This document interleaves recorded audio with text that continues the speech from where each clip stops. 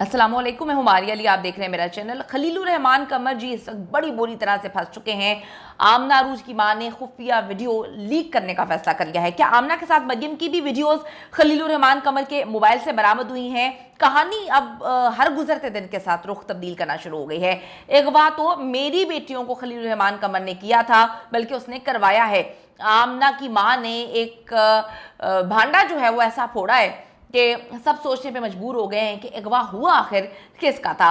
Jail में होने के बावजूद आमना अरूज की चैट्स, उसकी वीडियोस आखिर कौन लीक कर रहा है, कौन दुनिया के सामने ये सारी चीज़ों को लेकर आ रहा है। खलीलुर रहमान कमर को सबक सिखाने के लिए जो है असल कहानी अब बेनकाब होना शुरू हो गई है।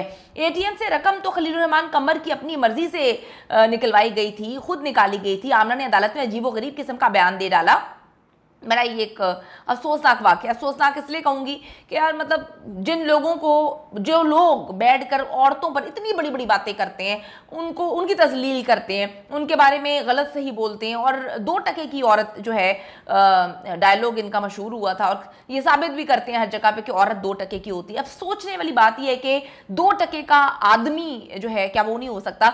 तो हमें बिल्कुल जेंडर बेस्ड बात नहीं करनी चाहिए। आदमी भी गलत हो सकते हैं, औरत भी गलत हो सकती है। यह तो इंसान है, इंसान गलती का पुतला है। अब आप यहाँ पे ये बात करें कि औरतें ही गलत हैं, हर आपकी इंटरव्यू में यही बात शुरू होती है, यहीं से खत्म होती है, तो भाई इतनी गलत औरतें हैं तो फिर आप औरतों के साथ इस तरह के ताल्लुकात क्यों बनाते हैं? क्यों आप जो है इस तरह की हरकतें करते हैं? अगर आपको इतना ही मसला है औरतों से, गलत सही की बात नहीं होती, बात सिर्फ ये होती है कि आप जैसे खुद होते हैं, आप फिर वही भड़ास जो है वो निकालते हैं। एक बात तो कंफर्म है कि खलीलुर रहमान कमर के मोबाइल से नाजेबा वीडियोस बरामद हुई हैं।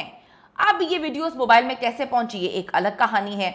दूसरी तरफ आमना अरूज ने अदालत में पेश होकर एक नई स्टोरी सुना दी है और तीसरी कहानी सुना रही है आमना अरूज की मां और उनके वकील। यानी कि स्टोरीज पे स्टोरीज जो है निकल के सामने आ रही है। उनका कहना है कि आमना अरूज तो खुद विक्टिम है, उसे तो ब्लैकमेल किया जा रहा था। आमना अरूज के बारे में थोड़ा सा आपको बताती चलूं कि गुजरांवाला से उनका ताल्लुक है। मॉडल और एक्ट्रेस बनने वो लाहौर में आती हैं, ज़्यादा कामयाब नहीं हो सकी, जिसके बाद वो बहरिया टाउन में प्रॉपर्टी के काम में जो है वो लग जाती हैं। बहरिया टाउन लाहौर में आमना की मुलाकात होती है हसन शाह नामी आदमी से और उसे एक फ्लैट में वो रिहाइश भी लेकर दे देता है। इस दौरान आमना इधर उधर किस्मत जो है वो आजमाती है, फिर आखिरकार उसकी वो पहुंच जाती है खलीलुर रहमान कमर तक। यानी कि उसे पता चलता है कि एक ऐसा शख्स है जो उसकी सुनेगा भी, क्योंकि वो बैठ कर टीवी पे कुछ और ही सुनाता है। अब जी वो पहुंच जाती है वहां तक। अब उसके बाद कहानी में फिर ट्विस्ट आता है।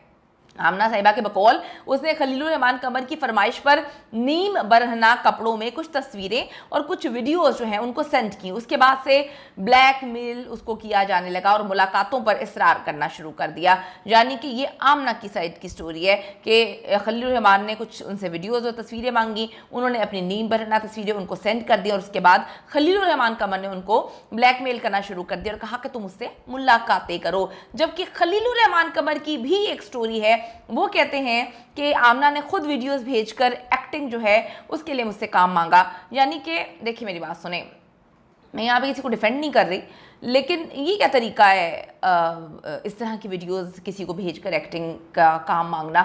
और आपने उसको जो है वो टोका क्यों नहीं, रोका क्यों नहीं? आपने कहाँ से उसको ऐसा शो करवाया कि उसको ऐसा लगा कि आपको इस तरह की वीडियोस और तस्वीरें भेजी जाएंगी तो आप जो है वो फ़ौरन से काम दे देंगे? डेफिनेटली कोई जेस्चर उसको ऐसे लगा होगा ना। कोई दुनिया में लोग काम करते हैं और सही तरीक़ों से काम होता है, उसको ही तस्वीरें भेजी जाती हैं या वही तस्वीरों का तकाजा करता है जिसमें कोई ना कोई कीड़ा पाया जाए।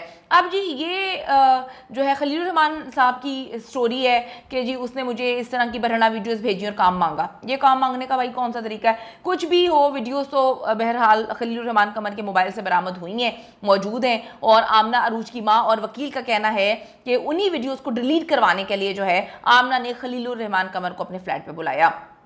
खलीलुर रहमान कमर चले भी गए। ये सब काम जी बाहिमी रजामंदी से हुआ वो कहते हैं, और वो कहते हैं कि इससे पहले भी ये काम बाहिमी रजामंदी से ही हो रहा था। तो फिर खलीलुर रहमान कमर ने मेरी बेटियों को CIA पुलिस की मदद से क्यों उठवा लिया, क्यों अगवा करवा दिया? ये उनकी वालदा का कहना है। अरूज के वकील के मुताबिक आमना और मरियम को बहरिया टाउन के फ्लैट से जो है उठाया गया है और 3 दिन गैर कानूनी तौर पर जो है हिरासत में उन्होंने रखा है। इस वक्त वो पुलिस के प्रेशर में कुछ भी बयान दे रही हैं क्योंकि उनको डराया गया, धमकाया गया। लड़कियों को बगैर वारंट के उन्होंने उठा लिया, गायब कर लिया, किसी को पता भी नहीं चला। और आज अदालत में ऐसा ही कुछ हुआ है। होता क्या है, जज खालिद अरशद साहब ने मुलजिमा से इस्तफसार किया कि क्या आपने खलील रहमान कमर को अगवा किया था। मुलजिमा आमना अरूज ने इतराफ़ किया कि मैं मॉडलिंग करती हूँ, मैंने खलील रहमान कमर को बुलाया था और खलील रहमान कमर के ATM के जरिए जो है 2,87,000 रुपए जो है निकाले गए थे। मुलजिमा ने मजीद कहा कि ये रकम साथी मुलजिम हसन शाह के पास है। अदालत ने दलाइल सुनने के बाद मुलजिमा को 4 रोजा जिस्मानी रिमांड में पुलिस के हवाले कर दिया। पुलिस बार बार जिस्मानी रिमांड ले रही है।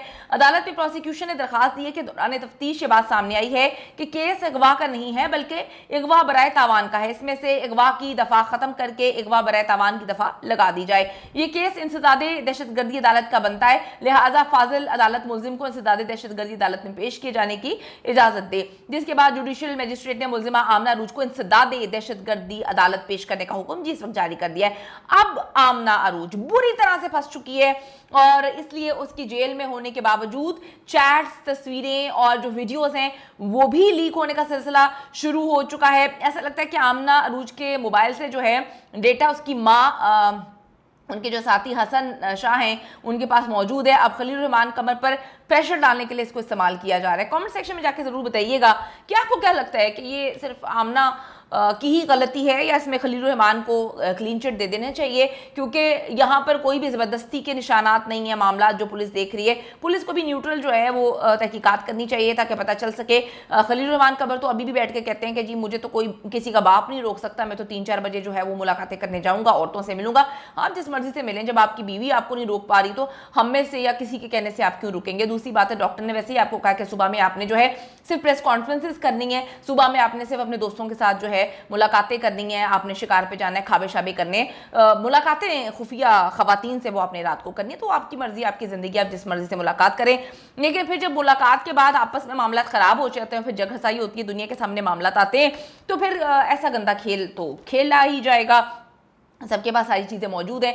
कमेंट सेक्शन में जाकर ज़रूर बताइएगा कि ये जो अब इस वक्त खेल खेला जा रहा है, क्योंकि पहले ये 5 दिन बिल्कुल खामोश रहे, इन्होंने कहा मैंने कोई FIR नहीं करवानी, ये डरे हुए थे क्योंकि इनको भी पता था कि मोबाइल में क्या क्या चीज़ें, उन्होंने खुफिया तौर पे क्या वीडियोस बनाई हुई हैं और जब वो वीडियोस लीक होंगी तो डेफिनेटली जो है इनकी रही सही इज्जत जो है वो भी ख़त्म हो जाएगी। क्योंकि जब हम किसी पे उंगली उठाते हैं, जब लोगों को मौका मिलता है तो सारी उंगलियाँ फिर आप पे उठती हैं। जिस तरह से इस वक्त इंडस्ट्री पूरी उंगलियाँ इन पर उठा के बैठी हुई है, कोई भी इनको सपोर्ट नहीं करा। ये बार बार कह रहे हैं कि मुझे आप लोगों से उम्मीद नहीं थी, आपने किसी के लिए कुछ अच्छा बोला ही नहीं है, तो लोग कहते हैं कि हम अब आपके लिए क्या बोलें या क्या साथ दें। तो कमेंट सेक्शन में जाकर जरूर बताइएगा कि क्या खलील रहमान साहब की कोई गलती नहीं है। इस वक्त जो सारा मुद्दा वो उस पर डाल रहे हैं, तो क्या जेन्युइन जो है ये सारा मामला उन लड़कियों का या उस गैंग का है, क्या गैंग है भी या पुलिस के साथ मिलकर जो है ये एक नई स्टोरी बनाई जा रही है।